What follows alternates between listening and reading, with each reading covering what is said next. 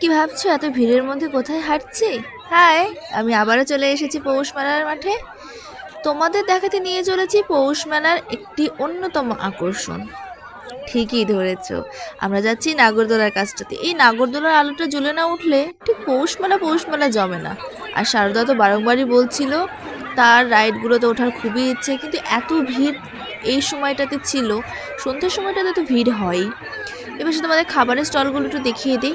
হ্যাঁ, পৌষ মেলায় গেলে অবশ্যই মথুরা কেকটা ট্রাই করবে। মথুরা কেকটা অসাধারণ। এবার আমরা চলে এসেছি বিনোদন মঞ্চের কাছটাতে। এসেই দেখছি যে ছৌ নাচ হচ্ছে। আমাকে বেশ আকর্ষণ করলো ছৌ নাচটি। আসলে এটি আমাদের সংস্কৃতির সঙ্গে ওতপ্রোতভাবে জড়িয়ে রয়েছে। আর এই পোশাক নিয়ে নাচ এবং পৌরাণিক কাহিনীগুলোকে তুলে ধরার অন্যতম মাধ্যম এটি একটি বলা চলে। তাই ভাবলাম যে খানিকক্ষণ দাঁড়িয়ে একটু ছৌ নাচগুলো দেখি এবং তোমাদের সঙ্গেও সেটা ভাগ করে নিই।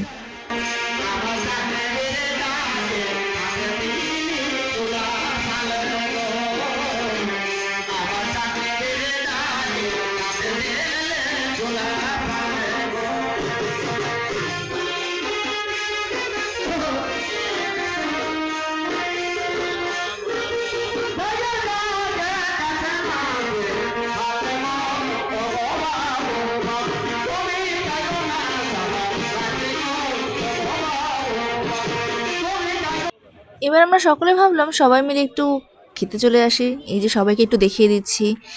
সুরাজকে বললাম হাই দিতে। এই যে সারদা, প্রিয়াঙ্কা, ওপাশে রয়েছে অঙ্কিতা, রিমি, আমরা সবাই ফুচকা খেতে চলে এসেছি। এই ওদিকটাতেই আকর্ষণটা খুব বেশি ছিল। এই যে এই দাদাটা আমাদের ফুচকা করে দিচ্ছেন, অসম্ভব ভালো লেগেছে খেয়ে। ভাবলাম চারিপাশটা এই সুযোগে তোমাদের একটু দেখিয়ে দিই। পুরো মেলাটা তো একদিনে দেখাটা সম্ভব নয় ঠিক, তাই যতটুকু দেখেছি ততটুকুই ভাবলাম তোমাদের সঙ্গে ভাগ করে নিই। আর খুব ভিড় ছিল। ভিড় ঠেলে সব স্টলগুলোর কাছে যাওয়াটা একরকম যুদ্ধের মতোই।